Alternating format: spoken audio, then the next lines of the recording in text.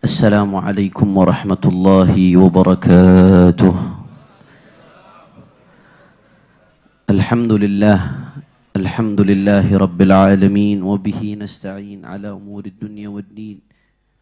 Allahumma fasalli wa sallim wa barik wa karrim wa majjid wa azzim ala sayyidina wa habibina wa syafi'ina wa nuri qulubina Muhammad الفاتح لما أغلق والخاتم لما سبق ناصر الحق بالحق والهادي إلى الصراط المستقيم وعلى آله وصحبه حق قدره ومقداره العظيم يا فتاح يا عليم. أما بعد. Para habaib, para syiban, para alim ulama, para sesepuh, wabil khusus sahibul bait, guru kita bersama, Naqibus Sadah Al-Alawiyah di Indonesia, Al-Habib Taufiq bin Abdul Qadir As-Saggaf, beserta para habaib, para alim ulama, kita doakan mudah-mudahan Allah panjangkan umurnya, Allah sehatkan badannya, Allah jaga zahir batinnya, amin ya rabbal hadirin yang dimuliakan oleh Allah subhanahu wa ta'ala. Alhamdulillah, tadi kita telah sama-sama mendengar biografi dari sahibul haul Al-Habib Abdul Qadir bin Husain As-Saggaf. Yang kita dapatkan dari biografi beliau tadi tidak lain dan tidak bukan, beliau merupakan hamba Allah yang betul-betul menjalankan fungsinya sebagai hamba Allah subhanahu wa ta'ala. Wa ma khalaqtul jinna wal insa illa liya'budun. Galab warab, isinya enggak lain dan enggak bukan kecuali ketaatan kepada Allah subhanahu wa ta'ala. Bahkan enggak hanya itu ibadallah, beliau tidak hanya ingin ketaatannya dilakukan sendiri, tapi dijalankan risalah datuknya untuk mengajak hamba-hamba Allah kepada Allah subhanahu wa ta'ala. Yang tadi kita sama-sama dengar dakwahnya luar biasa. Kalau sekarang para da'i sehebat apapun, sejauh apapun yang dia jangkau, fasilitas enak dengan pesawat dan lain sebagainya, saudara, disambut di mana-mana. Tapi beliau demi menyampaikan ajaran datuknya, sampai berjalan ke satu tempat, sampai yang ikut nggak ada yang kuat, saudara. Mungkin yang ikut lebih muda dari beliau. Mungkin yang ikut umurnya jauh lebih kecil. Tapi sampai yang ikut nggak ada yang kuat, beliau tetap lanjutkan, tidak lain dan tidak bukan mengharapkan apa yang dijanjikan oleh datuknya, la an yahdiyallahu bika rajulan wahidan khairun laka min humurin na'am. Andai satu orang mendapatkan hidayah karenamu, maka itu lebih baik daripada kendaraan yang termahal yang ada di zamannya, saudara. Sallu ala Nabi Muhammad. Oleh karena itu ibadallah, dari apa yang kita dengar, kita menjadi sadar bahwasanya salah satu tugas yang terpenting bagi kita ad-da'wah ilallah, mengajak orang kepada Allah, bukan kepada golongan, bukan kepada ormas, bukan kepada kelompok, saudara. Golongan, ormas, kelompok hanya wasail perantara. Tapi al-ghayatul quswa, maksud yang paling utama adalah Allah subhanahu wa ta'ala, ibadallah. Karenanya bicara soal dakwah saya jadi teringat Syekhu Masyaikhina Abuya Sayyid Muhammad ibn Alawi Al-Maliki rahimahullah rahmatul abrar. Beliau punya kutaib, kitab kecil, judulnya Al-Qudwatul Hasanah fi manhajid da'wati ilallah. Suri tauladan yang baik di dalam mengajak kepada Allah subhanahu wa ta'ala. Di situ beliau menyebutkan satu hal penting, karena di sini banyak pimpinan pesantren, banyak pimpinan majelis, banyak pimpinan madrasah. Rasanya penting untuk saya kutip ini, saudara. Yang seperti apa yang harus kita cetak? Dai seperti apa yang kita harapkan? Kata Abu Ya Sayyid Muhammad ibn Alawi Al-Maliki, wa min jumlati asbabi tahiyati da'wati ilallah at-tarbiyatul amaliyatu li ikhrajil alimid da'i al-ghayur li'anna al-ilma bila ghairah jamidun la syu'ura fihi wala ihsas kama anna al-ghairata wahdaha la tasluh lirriyadati wal qiyadati wal irsyad fala yanbaghi an naqa'a fi dhalik fanadhi' baina alimin bila ghairatin wala ihtimamin li hurumatil muslimin au jahilin mutahammisin la ilma indahu yudillul muslimin rahimahullahu taala rahmatal abrar. Singkat saja saudara, beliau menyampaikan di antara yang paling penting bagaimana kita mencetak pendai-dai yang memiliki dua syarat saudara. Dakwah di sini maknanya luas, nggak harus ceramah di atas mimbar. Termasuk yang dakwah dengan tulisannya, termasuk yang dakwah mengajak orang kepada Allah dengan pesantrennya, dengan majelisnya, dengan baca kitabnya. Makna wasi', luas ya ikhwan. Kata beliau, bagaimana pentingnya mencetak seorang da'i yang setidak-tidaknya punya dua sifat saudara. Yang pertama al-alim, berilmu, dan yang kedua al-ghayur, punya kecemburuan terhadap agama, punya kepedulian terhadap umatnya Nabi Muhammad. Susah kalau umatnya Nabi susah saudara. Sumpah kalau umatnya Nabi sumpah ibadah Allah. Kenapa harus dua ini berbarengan ibadah Allah? Kata Abu Yazid Muhammad, li'anna al-ilma bila ghairah jamidun la syu'ura fihi wal ihsas. Karena orang kalau punya ilmu saja, pinter baca kitab saja, hafal ini, hafal itu, tapi nggak punya kecemburuan terhadap agamanya, jamid la syu'ura fihi wal ihsas. Dingin saudara, kaku saudara, nggak ada kepekaan terhadap urusan agamanya. Lihat orang sekitarnya susah nggak peduli. Lihat orang sekitarnya jauh dari Allah, nggak peduli saudara. Lihat agamanya diinjak-injak, dakwah berantakan, nggak peduli. Yang penting saya nyaman, yang penting majelis saya nyaman, yang penting kelompok saya nyaman, nggak peduli apapun yang terjadi saudara. Jamitlah syuur, nggak ada perasaan, wala ihsas, tidak ada kepekaan ibadah Allah. Dan yang bahaya kalau sampai seperti ini saudara, punya ilmu tapi nggak punya kecemburuan sebagaimana Rasulullah dan para sahabat serta salafun saleh. Saudara, akhirnya apa yang terjadi? Menjadi ulama su, ulama yang hanya jualan dengan agamanya. Ujung-ujungnya jadi rampok, na'udzubillah min dzalik ibadallah. Tapi sebaliknya, kama annal ghairata wahdaha la tasluh lirriyadati wal qiyadati wal irsyad. Sebaliknya kalau modal semangat saja, modal menggebu-gebu saja, apa yang dia mau berikan kalau nggak ada ilmunya saudara?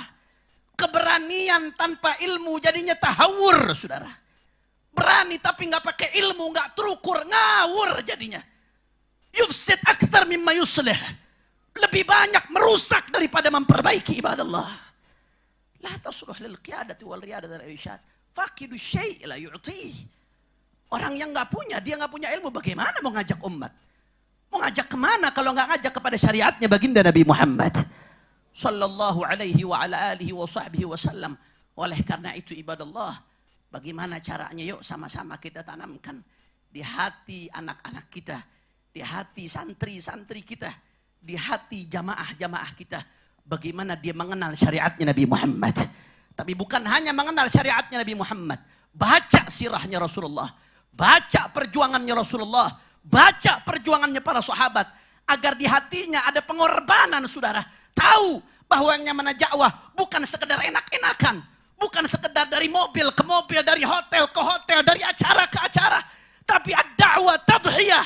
Yang namanya dakwah pengorbanan saudara, perjuangan. Kalau dulu Rasulullah berdarah-darah, para sahabat berdarah-darah, maka bersiap siapapun yang melanjutkan Rasulullah dan sahabatnya akan menghadapi tantangan, apapun tantangannya.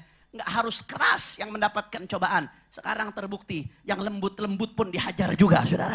Kenapa? Karena dia menyampaikan apa yang disampaikan oleh baginda Nabi besar Muhammad sallallahu alaihi wasallam. Mudah-mudahan Allah satukan hati kita saudara. Allah satukan hati kita dalam ketaatan kepada Allah subhanahu wa ta'ala. Dan mudah-mudahan Allah berikan kita taufik untuk betul-betul bisa mengikuti jalannya salafun salih. Mudah-mudahan Allah berikan kita taufik untuk islah. Mudah-mudahan Allah berikan kita taufik untuk saling sinergi, bahu-membahu, saling mendukung, memperjuangkan umatnya baginda Nabi besar Muhammad. Amin, amin ya rabbal alamin. Ini saja yang saya sampaikan. Mudah-mudahan yang sedikit ini bisa bermanfaat. Mohon maaf kalau ada salah-salah kata. Ma qumtu illam tithalan lil amr wal timasan lin nadrah wad du'a wal afu minkum. Wassalamualaikum warahmatullahi wabarakatuh.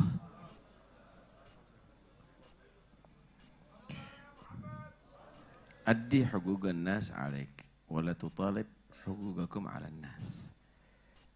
Laksanakan untuk memberikan haknya manusia yang diwajibkan di kamu. Kamu hormati tetangga, kamu sambung silaturahim, kamu berbuat baik kepada setiap orang Islam. Jangan menuntut hanya kamu yang diwajibkan oleh manusia. Tetangga kamu nggak baik sama kamu, tetap kamu laksanakan baiknya kamu kepada tetangga. Orang nggak ngasih salam kamu, kamu kasih salam kepada dia. Orang memusuhi kamu, tetap kamu tadi itu melakukan ihsan kepada baik kepada dia. Itu yang harus dilakukan ya ikhwani. Jangan nanti orang berbuat jelek kepada kita, kita berbuat jelek kepada dia. Lah. Orang jahat kepada kita, kita juga berbuat jahat kepada dia. Ya sama nilainya kita kepada orang dengan orang tadi itu. La. Laisal wasil bil mukafi. Bukanlah orang yang dianggap menyambung silaturahim itu balas-balasan, bukan. Justru kalau diputus, ya sambung. Khutil afwa wa'mur bil ma'ruf wa'mur bil 'urfi wa'arid 'anil antasila man qata'ak wa tu'tiya man haramak wa ta'fu 'amman dhalamak anta qadirun 'alaih. Kamu harus bisa tetap menyambung orang yang memutus hubungan dengan kamu. Kamu kasih orang yang menghalangi kamu, bahkan yang merugikan kamu. Kamu tolong dia. Kemudian kamu maafkan orang yang mendolimi kamu, walaupun kamu mampu untuk membalas. Itu adalah derajat yang tertinggi, saudara. Itulah yang dilakukan oleh abauna wa aslafuna. Nggak ada dendam dalam hati, nggak ada benci dalam hati. Antum harus paham, pujian-pujian ini yang selalu dihaturkan untuk kita, ini khususnya habaib nih, kita mengingatkan, pujian-pujian yang dihaturkan kepada antum, itu bisa menjadi racun untuk antum. Kalau antum tidak sadar. Justru kritikan, cacian, jangan-jangan walaupun itu baik, tidak baik, jelek, tapi itu akan menjadi pupuk bagi kamu. Pohon itu kalau dikasih pupuk itu dari najis, kadang-kadang pupuk kandang lagi dari najis, tapi justru pupuk tadi itu bisa membuat pohon itu subur dan akan mengeluarkan buah-buah yang bagus. Ada ya gangguan dari orang, cacian dari orang, anggap pupuk untuk antum. Nah, tinggal antum sekarang bagaimana bisa mengeluarkan buah-buah yang kamu berikan kepada orang-orang yang ada sekitar kamu. Tu'ti ukulaha kullahinin biidni rabbiha. Au kasyajaratin thayyibatin asluha thabitun. Asluha thabitun. Datuk-datuk kamu sudah bagus ini asluha thabitun. Wa far'uha fis sama, turunannya menjulang ke atas, semuanya turunannya menjadi alim, jadi aulia, jadi sulaha. Kemudian mengeluarkan banyak buah. Tu'ti ukulaha kullahinin biidni rabbiha, akan memberikan buah-buah yang sangat segar, manfaat kepada orang yang ada di sekitarnya. Hakata kunu. Jangan kita punya akar bagus tapi ternyata dimakan sama bereng, ternyata dimakan sama, karena itu jangan sampai itu terjadi ya ikhwani. Karena itu jaga ini semuanya, aslukum sudah sabit. Datuk-datuk kamu sudah salihin, tinggal antum pertahankan, anaknya antum juga demikian, dan ajarkan kepada mereka untuk bisa manfaat kepada yang lainnya, maka kamu akan mewarisi mereka. Wada'adhahum, nggak perlu ente peduli dengan adha itu. Wada'adhahum, watawakkal 'ala Allah. Ente tetap dai, dakwah, ente tetap berikan manfaat kepada manusia. Manusia yang mencaci, manusia menggoda, manusia yang merencanakan jahat, wada'adhahum, tinggalkan, jangan dipedulikan itu semuanya. Habis sendiri nanti. Ini teruskan aja tugasnya kamu sebagai alawi, tugasnya kamu sebagai sayyid, maka kamu insyaallah dapat ma'unah.